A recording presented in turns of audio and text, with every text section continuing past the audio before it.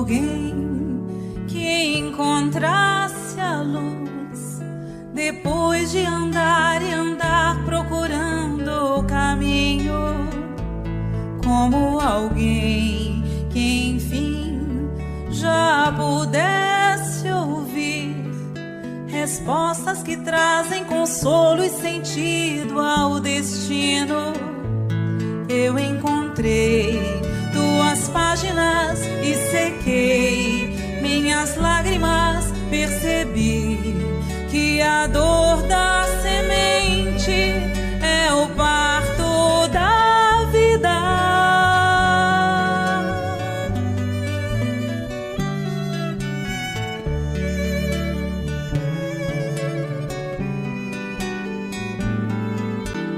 Como alguém que já quer seguir os passos do mestre com fé e razão conscientes, como alguém que em si já soubesse ouvir as vozes dos seres que habitam o espaço infinito. Eu encontrei tuas páginas e sequei minhas lágrimas, percebi que a dor da semente é o parto da vida.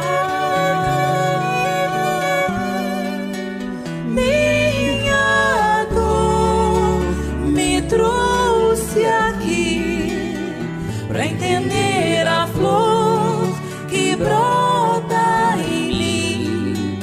Meu amor é aprendiz de um bem maior.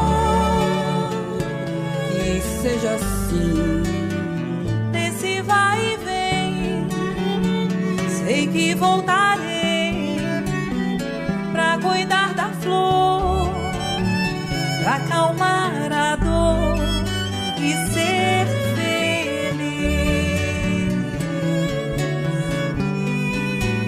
Minha dor me trouxe aqui pra entender a flor que brota em mim.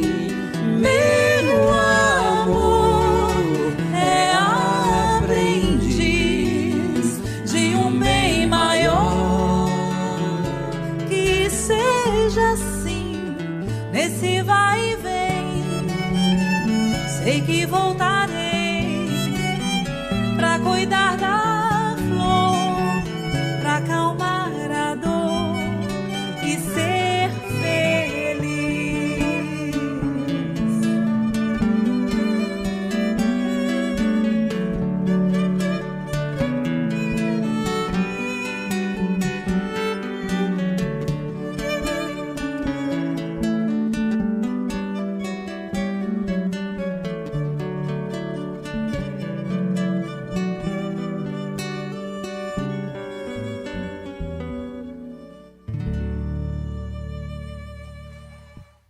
Então, oficialmente, boa noite a todos, sejam bem-vindos ao nosso Refletindo com Jesus 2022. Que todos aí comecem aí o ano com o pé direito, com os nossos puxãozinhos de orelha, nossas orientações, cada um com seus rótulos, né? Eu gosto do puxãozinho de orelha porque eu acho que faz parte, às vezes a gente passa despercebido aí por algumas atividades da vida, nesses encontros e desencontros, então é bom a gente estar bem atentos aí aos detalhes. Então, esse ano aí a gente está voltando com o nosso amigo aí, Paulo Rossi, nosso convidado dessa semana. E eu vou pedir, então, para que o nosso amigo Rogerinho, que vai fazer a nossa prece inicial, sinta-se envolvido e abraçado por todos. Rogério, seja bem-vindo. Então, nós vamos nesse instante aqui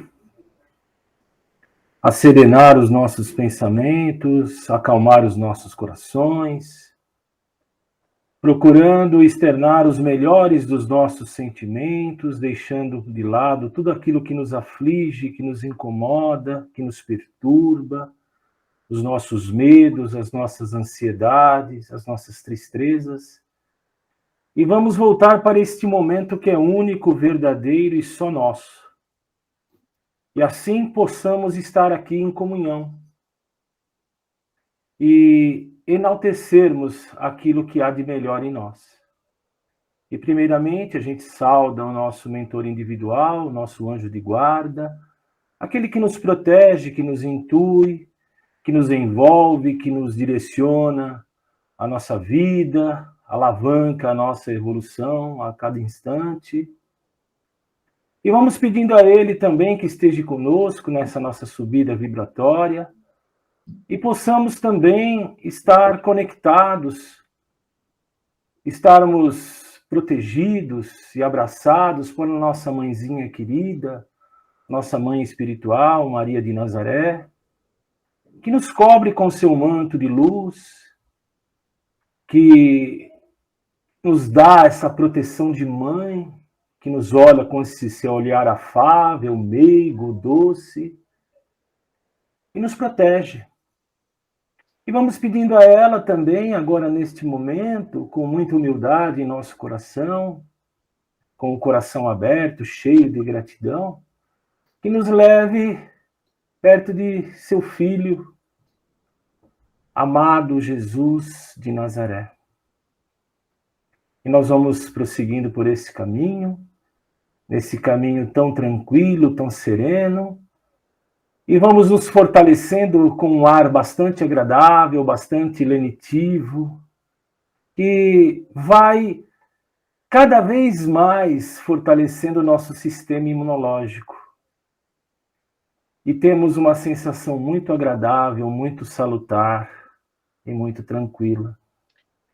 E a ele chegamos perto e vemos um lago bastante verdejante, uma água límpida, cristalina, aonde ele diz para nós, com um sorriso largo, venham todos, bebam desta água, que ela é fonte inesgotável de vida, vida em muita abundância. Ó Mestre querido, nós te agradecemos por este momento de estarmos aqui reunidos em teu nome.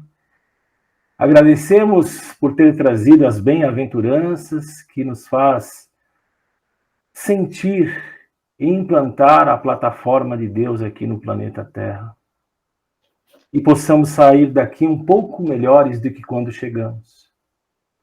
Ó Mestre querido, nós te pedimos agora que nos leve até a presença do Altíssimo, do Pai Celestial de infinita bondade, misericórdia e justiça.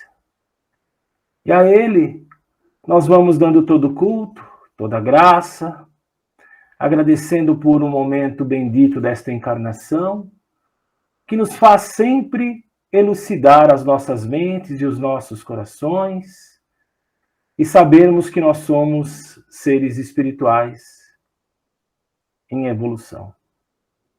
E assim nós vamos dizendo, Pai querido, aquela oração dominical que o teu Filho nos deixou. Pai nosso que estais no céu, santificado seja o vosso nome, venha a nós o vosso reino, seja feita a vossa vontade, assim na terra como no céu. O pão nosso de cada dia nos dai hoje, perdoai as nossas ofensas, assim como nós perdoamos a quem nos tem ofendido. E não os deixeis cair em tentação, mas livre de todo mal, principalmente de praticá-los. Pois o teu poder é o reino e a glória para todo sempre. Que assim seja. Obrigado, Rogério. Enquanto isso, a gente vai vendo aqui, então, o que o Paulo Rossi preparou aqui para a gente.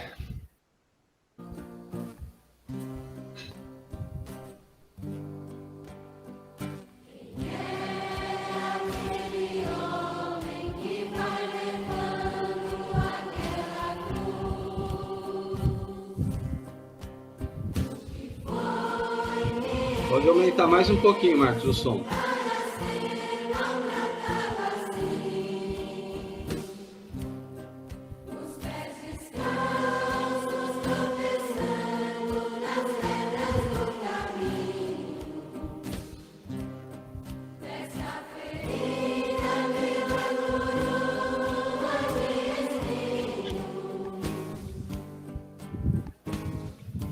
Isso aí, Paulo Ross, bem-vindo ao nosso Refletindo com Jesus número 1, 2022, Paulo. Agradeço a todos vocês que estão aqui conosco e que provavelmente irão nos assistir depois. Nosso boa noite, a paz do Mestre esteja presente em nossos corações e nos corações daqueles que irão ouvir essa mensagem depois. Sempre bom começarmos com essa reflexão de Jesus, né? Eu quis trazer essa imagem e essa canção porque o título dela é Luz e Sombras. E vocês perceberam que em determinado trecho da música eles cantam que deixei as trevas para viver na luz. Então é isso que acontece com todo ser humano. E provavelmente tem acontecido com todos nós. Conseguimos enxergar a luz através dos seus ensinamentos e, de certa forma, agora estamos tentando viver nessa luz. E que essa luz nos acompanhe sempre na nossa caminhada. Eu quis trazer esse tema hoje, Horizontes da Fala, é uma extensão, porque é uma extensão do pensamento. A gente esteve falando do pensamento na outra oportunidade, e não podia deixar de dar uma continuidade nessas informações, nessas reflexões que nós vamos fazer, que são a nossa fala. Ela representa uma totalidade muito grande das nossas alegrias ou das nossas tristezas no nosso caminho. Porque através dela, da nossa fala, nós podemos viver nas trevas ou podemos viver na luz. Vai depender muito das nossas escolhas. E o título dessa nossa reflexão, Horizontes da Fala, é uma singela homenagem que eu faço ao nosso irmão espiritual Miramês, incansável trabalhador do Mestre, que tem inúmeras obras voltadas nesse sentido, né? E a primeira, Horizontes da Mente, e essa Horizontes da Fala. Então, nós vamos refletir sobre essa extensão do pensamento, que é a fala. Como nós podemos melhorar esse nosso relacionamento com as pessoas através do nosso verbo. E o alcance da palavra, ela, de certa forma, ela está mostrando no nosso dia a dia o quanto de alcance ela pode ter na vida das pessoas. Não sei se vocês reparam, mas quando cumprimentamos uma pessoa pela manhã, dependendo da nossa fala, ela poderá trazer paz ou trazer, de certa forma, uma insegurança, uma ingratidão, né? Dependendo daquilo que nós falamos, daquilo que nós pronunciamos. Então, para que a gente possa começar a nossa reflexão de hoje, eu andei pesquisando aqui no livro de Provérbios, um trecho nós vamos tirar do capítulo 31 e outro trecho do capítulo 11. Para começar a nossa reflexão sobre a fala, então nós vamos ver aqui no capítulo 31, que diz assim: abre a tua boca com sabedoria, e a lei da beneficência estará na sua língua. E no provérbio 11, como maçãs de ouro em salvas de prata, assim é a palavra dita ao seu tempo. Olha o alcance da palavra. O que levou a essas reflexões e provérbios, né? Como é importante. E nós vemos que Jesus é o nosso mestre por excelência. E ele é e será sempre o educador cósmico da palavra. Porque ao folhearmos os evangelhos, os escritos pelos seus discípulos, nós vamos ver o quanto de ensinamento sobre a palavra nós podemos encontrar no seu evangelho. E olha que quando Jesus se reunia com os seus discípulos, e olha como ele dizia acerca da sua palavra quando ele ensinava os seus discípulos. Isso está em João capítulo 15, versículo 3. Ele diz assim: vós estáis limpos pela palavra que vos tenho falado. Olha o alcance da palavra. E em Marcos 13, versículo 31, ele diz: passarão o céu e a terra, mas as minhas palavras não passarão. Olha que interessante, eu não sei se vocês já pararam para pensar, quando Jesus pregava, nas suas pregações, a gente sabe que uma grande multidão o acompanhava. E Jesus não dispunha de alto-falantes, de carros de som, para que ele pudesse ser ouvido. Como será que todos os que estavam ali presentes conseguiam ouvi-lo? A gente observa no livro Há 2000 anos um trecho onde ele comenta algumas pessoas que frequentavam, que estavam ali no Sermão do Monte, por exemplo, né?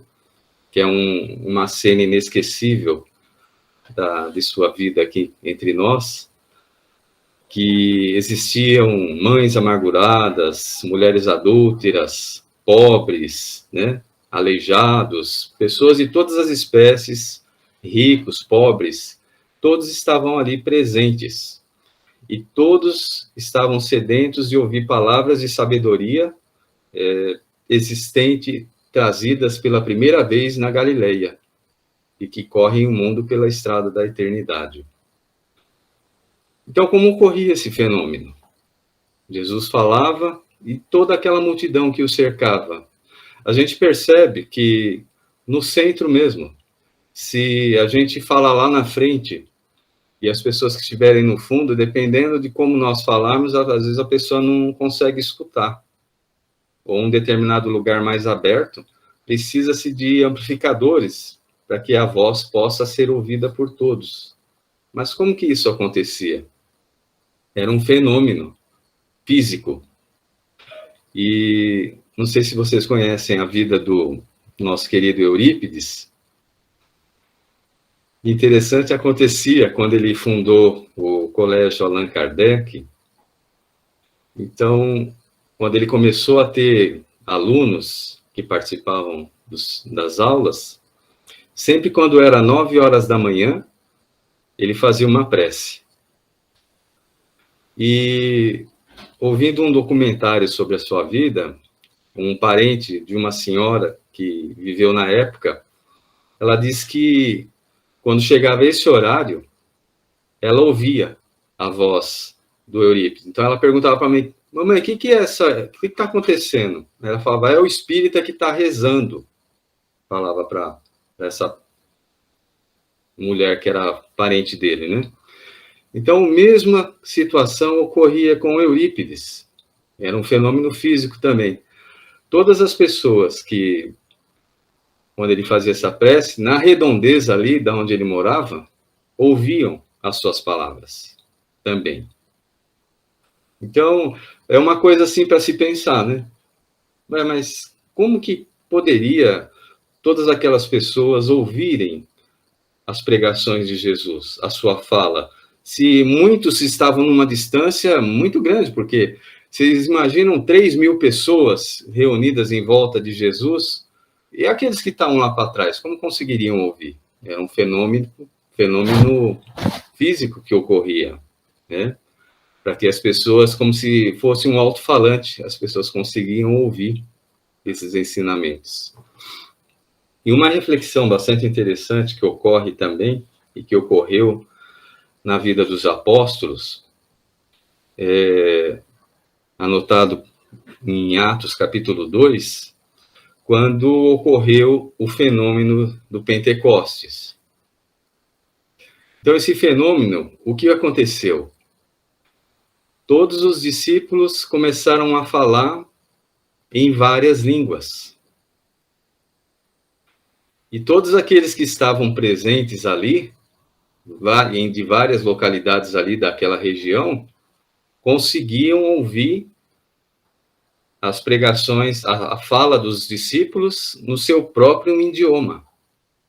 Olha que fenômeno físico importantíssimo sobre a fala nós encontramos no Evangelho. E depois disso, muitos ficarão desconfiados, né? Ah, mas esses homens aí estão bêbados. Aí Pedro, ele faz um discurso exaltando a figura de Jesus, que muitos daqueles que o receberam não o reconheceram, desprezaram ele, mas que ele era verdadeiramente o Messias. E olha que nesse dia, nesse discurso de Pedro, na sua fala, foram mais de 3.000 pessoas que se converteram ao cristianismo, que se batizaram na nova doutrina, através da palavra, através da fala dos seus discípulos, da fala de Pedro. Então, vamos entender aqui, buscando algumas passagens no Evangelho, Jesus, ele utilizando de uma forma extraordinária o seu verbo divino. O que poderia fazer, o que de transformação poderia ocorrer na vida daquelas pessoas das quais ele se aproximava e se comunicava com ele. Então, nós vamos encontrar em João, no capítulo 5, ele narra um episódio interessante, onde Jesus, ele estava em Jerusalém, e conta-nos o Evangelho que em Jerusalém havia próximo à Porta das Ovelhas um tanque que se chamava em hebreu de Betesda. E o que acontecia? Muitos acreditavam que nesse tanque descia um anjo em certo momento e agitava as águas daquele tanque. E o primeiro que pulasse naquele tanque ficava curado de todos os males. Então, em volta desse tanque, havia inúmeros enfermos, inúmeras pessoas que estavam enfrentando situações de enfermidade. E Jesus, ele se aproxima de um homem paralítico que estava ali deitado há mais de 38 anos que ele estava nessa condição. E ele pergunta a esse homem: queres ficar são? Aí ele responde a Jesus: Senhor, não tem ninguém que me coloque no tanque quando as águas são agitadas, por causa da minha condição. E até eu pular, já foi outro na minha frente. E aí o que Jesus diz para ele? Através do seu verbo divino: levanta-te, toma a tua cama e anda. E o homem ficou são na hora. Levantou, pegou a sua cama e foi para sua casa. Conta-nos o Evangelho que isso aí ocorreu num dia de sábado. E mais para frente, esse mesmo que foi curado no sábado, questionado pelos fariseus, não sabia quem era, porque Jesus tinha sumido do lugar. E depois Jesus o encontra no templo e diz a ele: olha, eis que estás são, não peques mais, para que não te ocorra algo pior. E outra situação, Jesus usa o seu verbo divino, quando ele diz, quando ele chega, né, na cidade onde estava Lázaro, que já estava, segundo as suas irmãs e todos os que ali estavam, morto. E ela se aproxima de Jesus e dizia, né, que se Jesus estivesse ali, ele não teria morrido. Aí o que ele diz a ela, né? Eu sou a ressurreição e a vida. Aquele que crê em mim, mesmo que esteja morto, viverá. E aquele que crê em mim, não morrerá jamais. Crês tu isto? Ela diz: creio, Senhor. Aí ele vai, chega diante do sepulcro de Lázaro. O que ele diz? Lázaro, sai para fora. E aí o que acontece? O sepulcro se abre, Lázaro sai e ele retoma a sua vida normal, junto com as suas irmãs. Vejam o alcance do verbo de Jesus. Eu vou trazer algumas passagens do Evangelho para que a gente possa ter uma dimensão profunda, isso baseado nos Evangelhos, do que o verbo ele pode alcançar, do que ele pode realizar na vida das pessoas e na nossa vida também. Olha que interessante. Quando João diz isso no capítulo 4, quando Jesus vai pela segunda vez na Galileia. A primeira vez foi aquela situação da água e do vinho, né, que ele transformou em vinho. Aí, por uma segunda vez, ele foi até a Galileia. E existia, segundo narra o Evangelho, um régulo, que era um senhor de vários escravos, né, que tinha um filho muito doente. Então, ele, sabendo que Jesus ia passar por ali, ele se dirige a Jesus para que Jesus curasse o seu filho. Aí Jesus diz a ele para testá-lo: se não virdes sinais e milagres, não crereis. Aí o Senhor diz a Jesus: Senhor, desce até minha casa antes que o meu filho morra. Aí Jesus lhe diz: desce, vai, que o teu filho vive. E conta-nos o Evangelho. Olha o alcance das palavras de Jesus. Vai e o teu filho vive. E conta-nos o Evangelho que esse homem deu crédito na palavra que Jesus o havia dito. E foi. Aí, quando ele estava próximo para chegar em sua casa, alguns servos se aproximaram dele e dizia que o seu filho estava curado. Aí ele, ainda meio assim, naquela situação, será que é verdade mesmo? Aí ele diz: que horas foi isso? Aí eles dizem: olha, hoje, às 7 horas, a febre o deixou. E aí ele se lembrou que foi nesse horário que Jesus disse a ele: vai e o teu filho vive. E aí o que aconteceu, nos narra o Evangelho? Esse homem creu na palavra de Jesus e toda a sua família acreditaram. E em Lucas, né, no capítulo 8, a gente observa, depois daquela situação onde Jesus estava indo à casa da filha de Jairo para ser curada, ele encontra aquela senhora, né, que estava com hemorragia, e ele a cura. E o que ele diz a ela, né? Tem bom ânimo, filha, tua fé te salvou.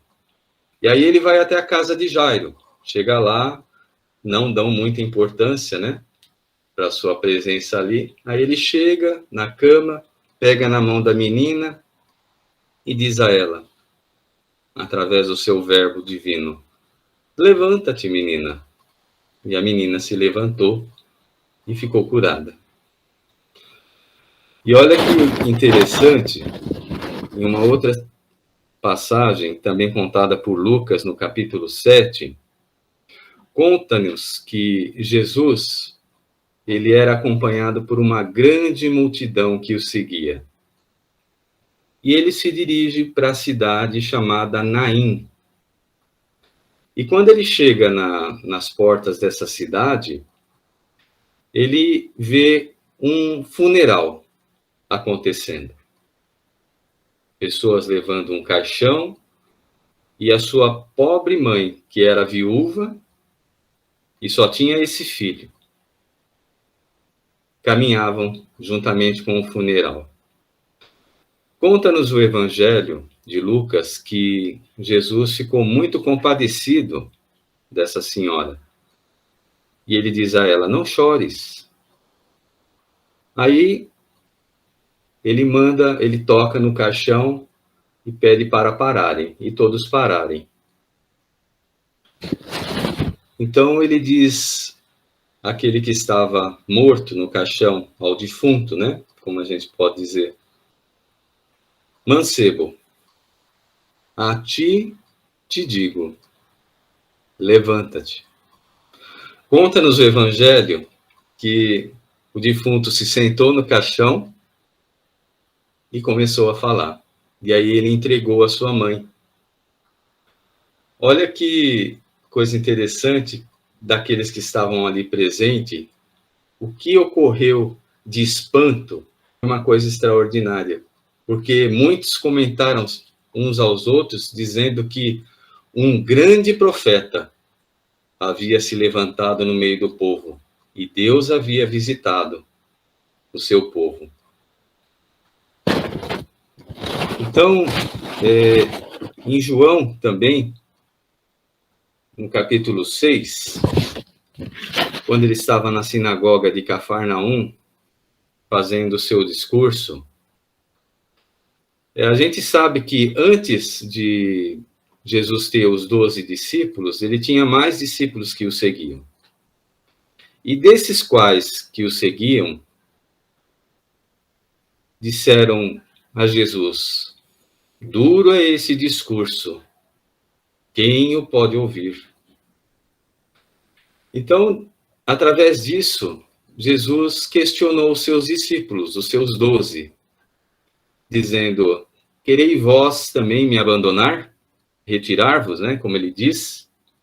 E aí o que Pedro diz a ele, né?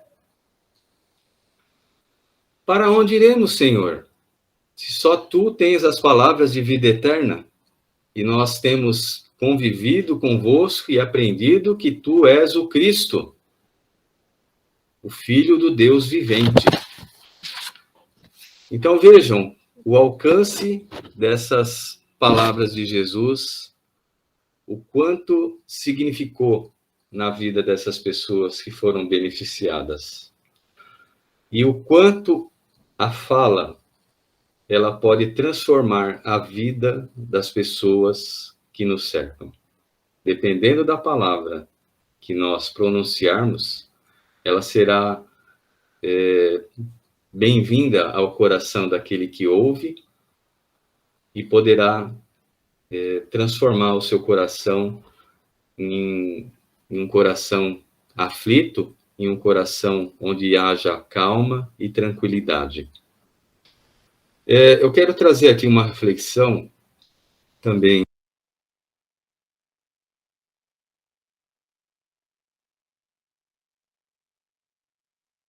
Acho que você desligou o áudio, Paulo.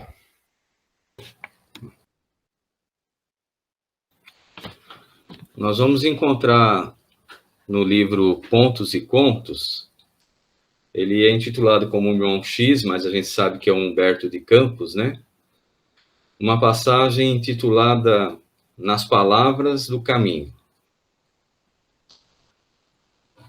Nessa passagem, Humberto de Campos conta-nos que Tiago, aquele que ficou em Jerusalém, né, quando foi fundada o primeiro núcleo na igreja de Jerusalém, foi Tiago que ficou. E a gente sabe também que aquele que substituiu Judas foi Matias. Então, conta-nos Humberto de Campos, nessa passagem, que tanto Tiago como Matias, eles demandavam de Jerusalém para Betânia. E quando eles estavam indo, eles passaram de frente a um pomar. E olha como é a língua humana, né? De repente, foi lembrada a figura de Judas Iscariotes. E aí Tiago, nas suas reminiscências, na sua mágoa, né, por não estar mais tendo a presença de Jesus fisicamente junto a eles, e de certa forma guardando em seu coração uma certa revolta, ele começa a lembrar daquele pomar onde Jesus começava a ensiná-los acerca do Evangelho, das suas palavras. E que aquele lugar representava para todos eles aquele local. E, como não podia deixar de ser, a famosa maledicência, né, começou a incriminar, a julgar o ato de Judas. Como que Judas pôde, naquele momento crucial, né, onde Jesus estava no Horto das Oliveiras, chegar ali, dar um beijo no mestre, e depois daquilo consumou-se, né, a prisão de Jesus. Tudo isso ele relatava a Matias. E Matias, também no seu zelo apostólico, né, como novo discípulo, integrante da comunidade dos discípulos, não deixou de reclamar também. Como Judas poderia ter feito aquilo naquela situação, né? Onde já se viu uma pessoa fazer uma coisa dessa? Como obter uma traição dessa com Jesus, que tudo nos ensinou, que tudo deu de bom para ele? Como se pode uma situação dessa? E Tiago, em sua mágoa, relatava a ele que Pedro, como João, disse que Judas, ele se arrependeu muito do ato que ele havia feito. E por isso, ele chorou amargamente.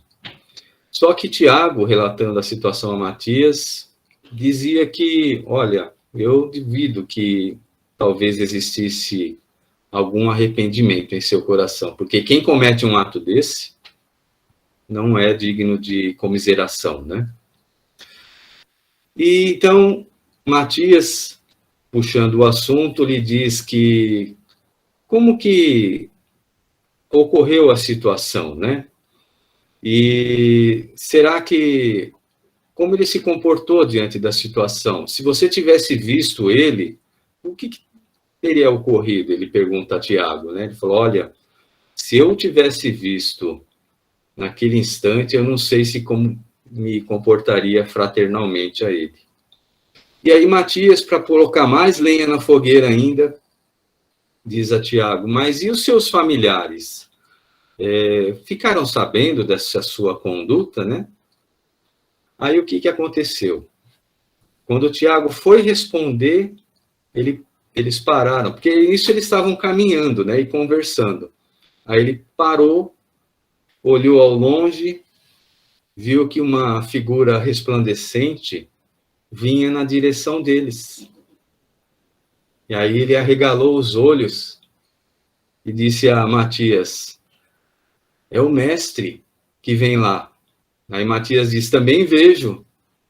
E aí Jesus foi se aproximando deles. E com isso, naquela majestade maravilhosa de Jesus, fez com que os dois discípulos se ajoelhassem diante de Jesus naquele momento.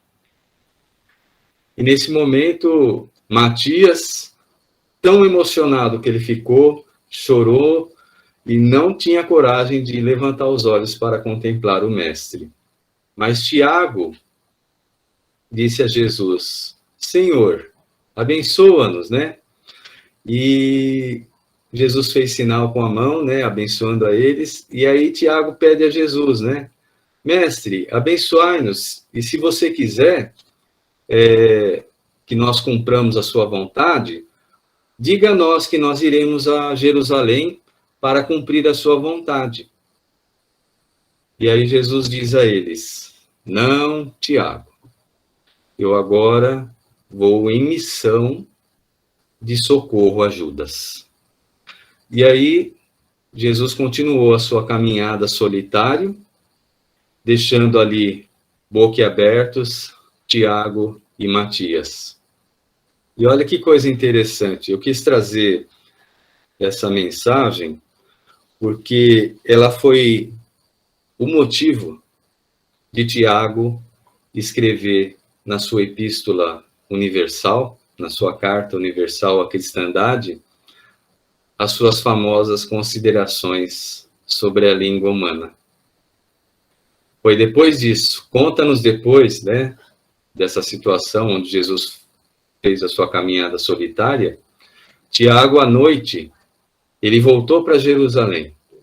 E ali, ele pegou os pergaminhos que ele estava escrevendo, a sua epístola à cristandade, e aí fez as suas famosas considerações sobre a língua humana. E aqui nós vamos ver algumas dessas considerações para que nos sirva de exemplo. Por exemplo, no capítulo 2, no versículo 19 e 20, Tiago diz assim: portanto, meus amados irmãos, todo homem seja pronto para ouvir, tardio para falar e tardio para se irar, porque a ira do homem não opera a justiça de Deus. Olha quanta sabedoria nós encontramos nessa passagem. Quando estamos dentro das nossas verdades interiores, achando que estamos com a verdade e estamos corretos em determinados assuntos, o que acontece? Nós falamos e falamos. E aí, o que ele lembra aqui nessa mensagem? Tardios para falar. Ser tardios para falar é de grande sabedoria, porque nós damos a oportunidade do outro falar conosco, entender a sua proposta, e aí sim, nós podemos argumentar com a nossa proposta também. Por isso, é de grande sabedoria o tardio para ouvir, tardio para falar também, e também tardio para se irar. Olha quanta sabedoria nós encontramos nesses três aspectos: ouvir, falar e irar. 3 verbos, né?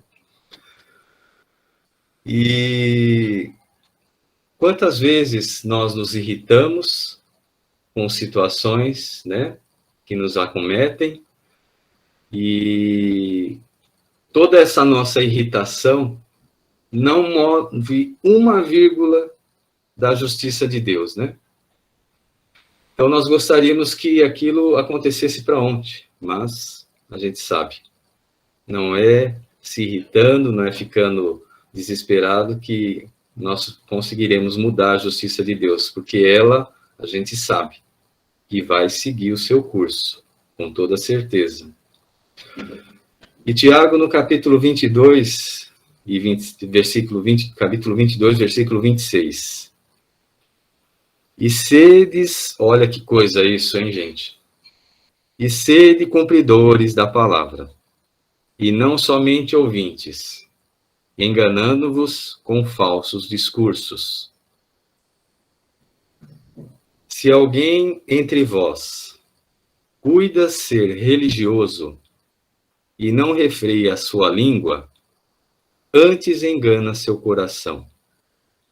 A religião desse é vã. A gente sabe o quanto é difícil a prática, né? A prática. E a gente é muito tardio nisso, né? A gente deixa muito a desejar. Mas sempre é importante a gente lembrar que ouvir a palavra é uma coisa, e praticar a palavra é outra coisa totalmente diferente. Porque quantos irmãos, não somente dentro da casa espírita, frequentam, ouvem inúmeros evangelhos, preleções, palestras, e não mudam nada.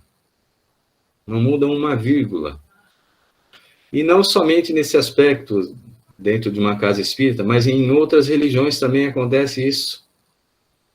Pessoas lá assistindo a uma missa, assistindo um culto de um pastor, e aquelas palavras que são faladas são levadas ao vento, né? Sai dali, acabou.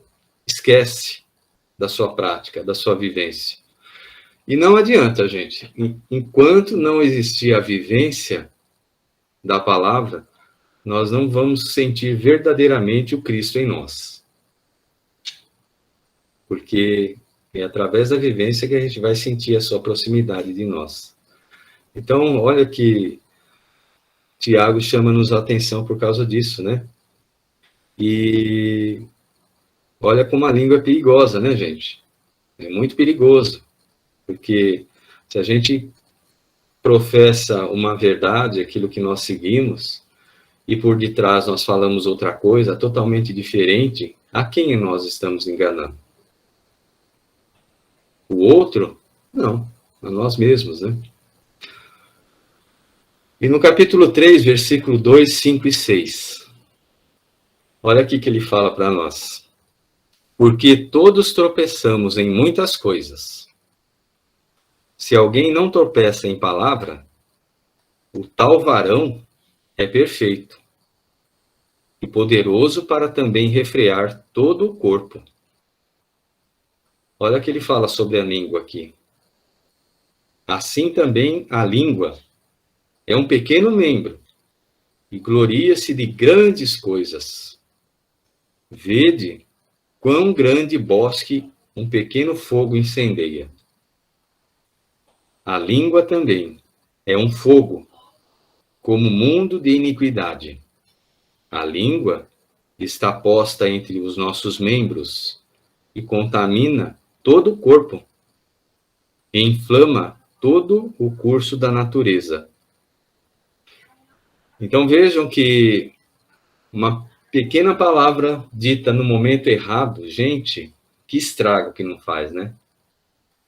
Que estrago que não faz na vida de uma pessoa. E não só, ele cita o exemplo aqui de uma floresta que se incendeia, a gente acompanha, né?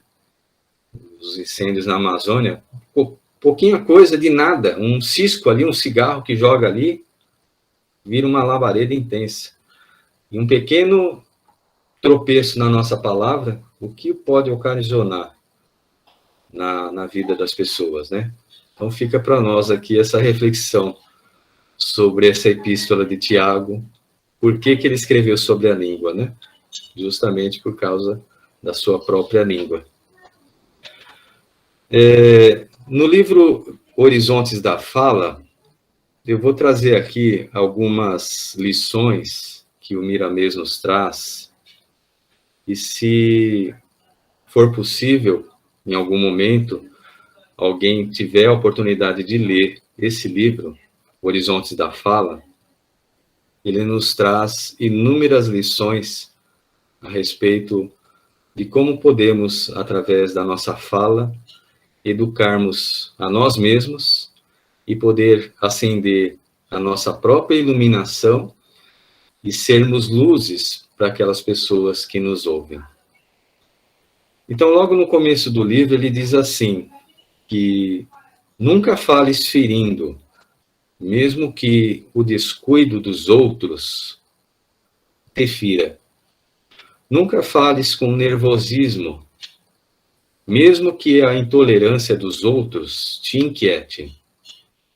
Nunca fales com tristeza, mesmo que a melancolia dos outros se aproximem de ti. Nunca uses o teu verbo para o serviço que não edifica.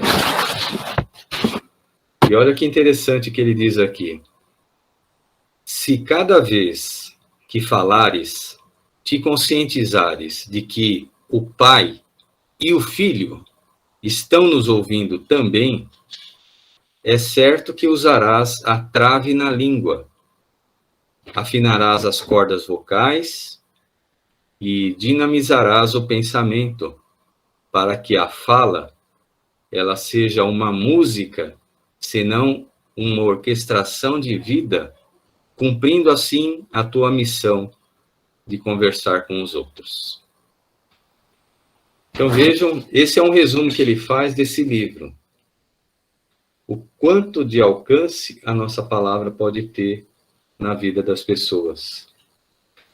É difícil, a gente sabe, né? Nunca fales ferindo, mesmo quando uma pessoa te fira. A gente sabe o estrago que faz, né, gente? Numa discussão, quando alguém te ofende, e aí a gente, na mesma moeda, a gente devolve. O estrago que não faz. Às vezes a gente não pensa e, de certa forma, diz coisas que não deveria dizer no momento e que, quando vê, já fez um estrago enorme na vida daquelas pessoas que nos ouvem, né? E quando falamos com tristeza, né? Isso contamina as pessoas também, né? Como isso pode contaminar a vida das pessoas? E se fosse possível, né? Nesses momentos de tristeza, até nem dizer nada, ficar em silêncio e tentar de alguma forma superar essa tristeza. Miramês nos aconselha a pensarmos em coisas boas, né? A pensarmos na natureza, a pensarmos no céu azul, em tudo aquilo que Deus nos proporciona na nossa vida, né? Para que esse clima de melancolia ele se afaste de nós. E a gente sabe que a gente está rodeado, como nos afirma Paulo, né, de testemunhas invisíveis. Então a gente sabe, através da nossa fala, quem são aqueles que estão nos acompanhando, né? O Pai e o Filho nos ouvem também. E se a gente tiver consciência disso, de que Deus, de que Jesus, de que os espíritos nobres estão ouvindo aquilo que nós estamos falando, porque a gente sabe que nada fica oculto, né? Nada fica oculto. A gente, analisando por esse ângulo que nos é mostrado aqui nessa mensagem, a gente vai ver que a nossa fala é de extrema importância.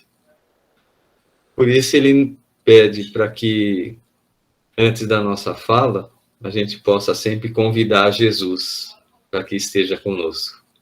Aí a gente vai saber que Jesus estando ao nosso lado, a gente vai tomar um pouco mais de consciência naquilo que a gente está falando e que nem tudo a gente pode falar aos outros, né? Isso é uma coisa bastante interessante. Ele nos fala sobre palavras mortas numa mensagem, e ele nos diz em determinado trecho para que nós tenhamos consciência e vigiemos o nosso falar.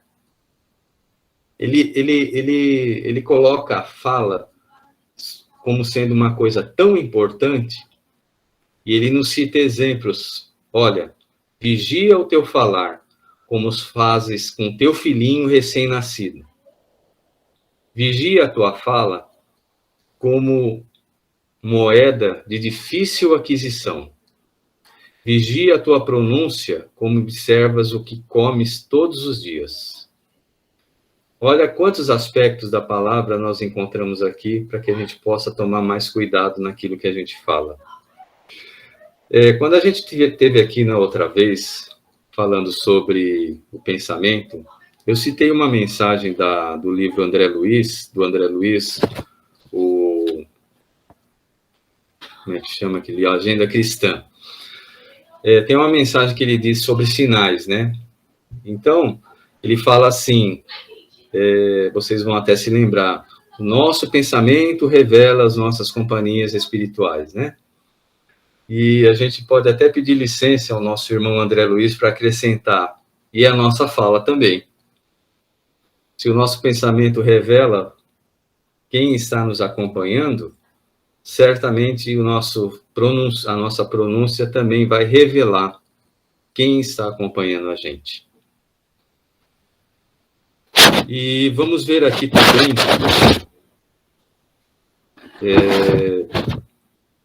uma situação bastante interessante, onde ele fala uma mensagem do porquê falamos.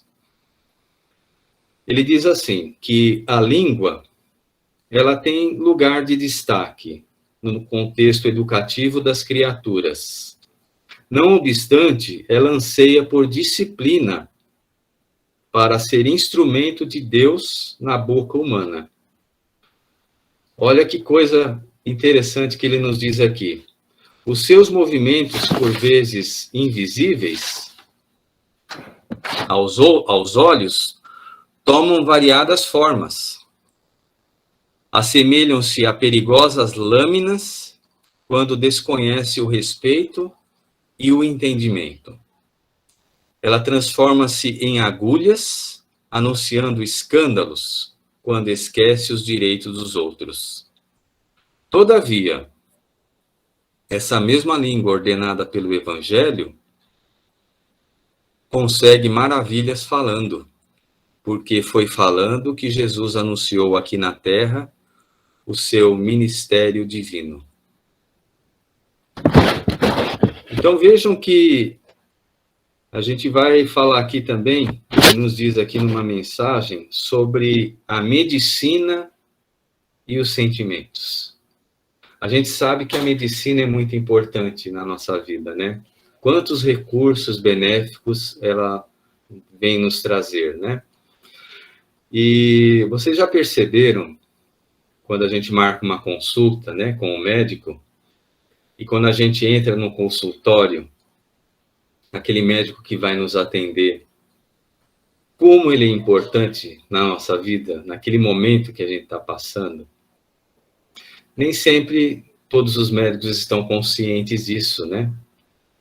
Porque aquele que busca o médico, nós, né? A pessoa que está enferma, que está buscando o médico ali no consultório, uma palavra bendita ali para o paciente, ela é de extrema importância na sua cura, no seu refazimento.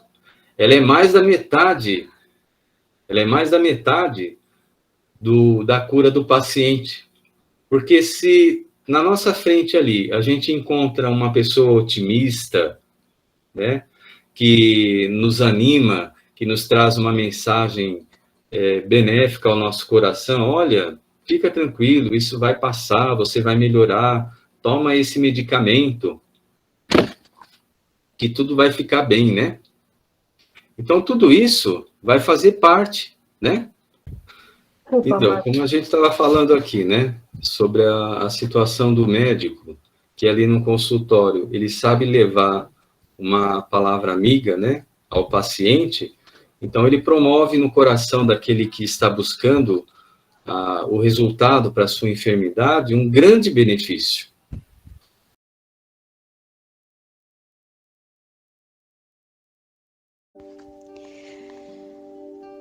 Leitura edificante do livro O Médico Jesus, José Carlos de Luca.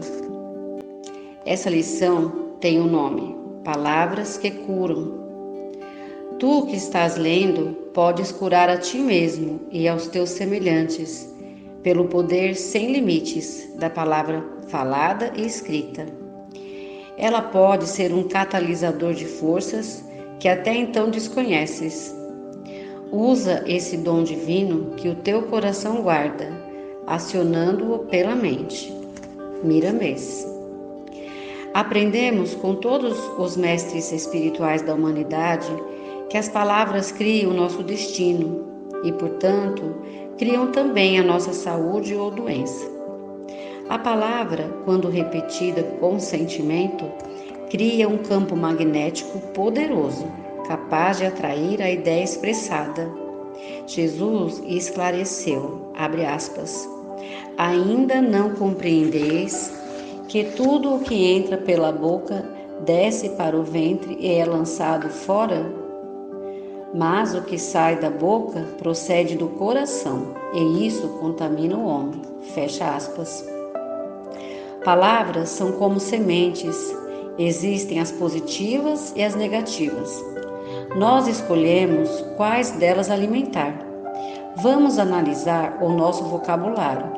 Carecemos observar o que está saindo da nossa boca, a fim de eliminar palavras e frases altamente doentias como ainda morro disso, sofro de um terrível mal, meu organismo é fraco, minha saúde não vai bem, estou muito doente, se melhorar estraga, estou piorando a cada dia. Todo o processo de cura se estabelece na mente, passa pela boca e se completa no coração. Evite também palavras maledicentes, palavras que abrem feridas, que machucam o próximo, pois tudo isso será um veneno para nós mesmos. Utilize frases que são verdadeiros remédios para a alma. Sinto-me cada vez melhor. Meu corpo é abençoado por Deus. Sou suficientemente forte para superar a enfermidade. A força divina me cura de todos os males. Meu organismo é muito forte. Eu sou luz, força e poder. É verdade que toda cura começa na mente, mas também passa pelo que sai pela boca. Por isso, fale somente o bem. Tenha boas palavras para consigo mesmo, para com o próximo e para com médicos, enfermeiros, familiares e amigos, pois assim estará educando o seu corpo com a sabedoria das suas palavras. Palavras são como sementes, existem as positivas e as negativas. Nós escolhemos quais delas alimentar.